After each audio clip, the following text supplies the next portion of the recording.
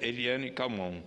Dentro deste quadro de transparência no trato com a coisa pública que o CNJ tenta incrementar no âmago do Poder Judiciário, ação que tem sido aplaudida por toda a sociedade brasileira,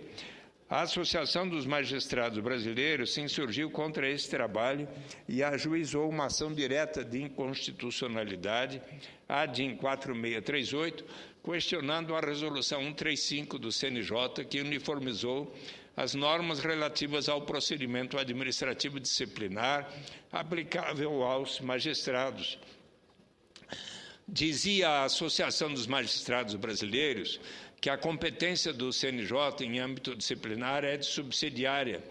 que o Conselho não poderia atuar de forma concorrente, mas somente após os tribunais terem decidido sobre o caso concreto.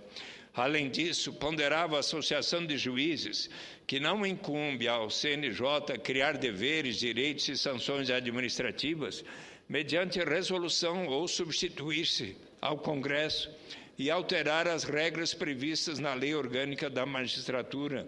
ou Lei Complementar 35 de 1979.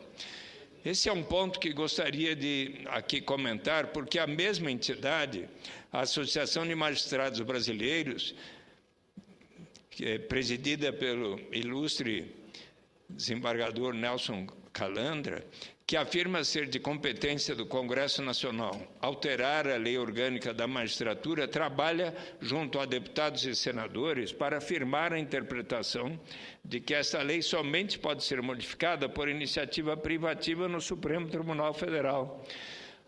Todavia, não faz sentido a AMB fundamentar a sua DIN com o argumento de que cabe ao Legislativo alterar a Lei Complementar 35 e, paralelamente, advogar nas casas legislativas que a iniciativa reservada do artigo 93 da Constituição da República impede que um parlamentar ou uma comissão do Senado ou da Câmara possam propor qualquer mudança na lei que institui o Estatuto da Magistratura.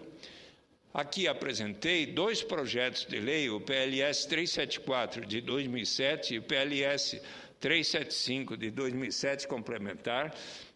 ambos complementares, que modificam a Lei Orgânica da Magistratura e o Estatuto do Ministério Público para reduzir as atuais férias de 60 dias para os 30 dias normais concedidos a todos os trabalhadores e servidores públicos e, por conseguinte, por fim ao duplo auxílio férias. Pois não é que as associações de magistrados e as de membros do Ministério Público têm envidado esforços para que vença a interpretação das normas diretas do caput do artigo 93 e do parágrafo 5º do artigo 128 da Constituição da República, que consideraria os citados projetos inconstitucionais por vício de iniciativa. Ressalto que, quando da sua presença numa das suas visitas ou audiências na Comissão de Constituição e Justiça do Senado Federal, o próprio presidente César Peluso, do Supremo Tribunal, aqui observou que avaliava como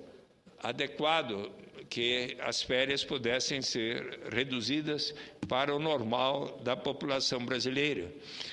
Avalio que as citadas reservas, questionadas desde a origem, dizem respeito à iniciativa de apresentação de lei complementar em toto, mas jamais proíbem que as casas legislativas possam alterá-las por meio de emendas. Sobre essa discussão, eu aqui peço a reflexão de meus colegas senadoras e senadores, principalmente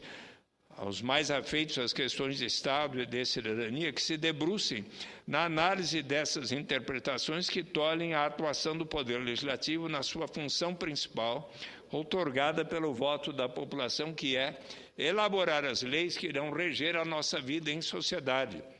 Sobre a competência do Conselho Nacional de Justiça para investigar magistrados, felizmente, na quinta-feira passada, prevaleceu no Supremo Tribunal Federal a opinião da maioria dos ministros, no sentido de que o Conselho Nacional de Justiça tem, sim, senador Pedro Simão, parabéns,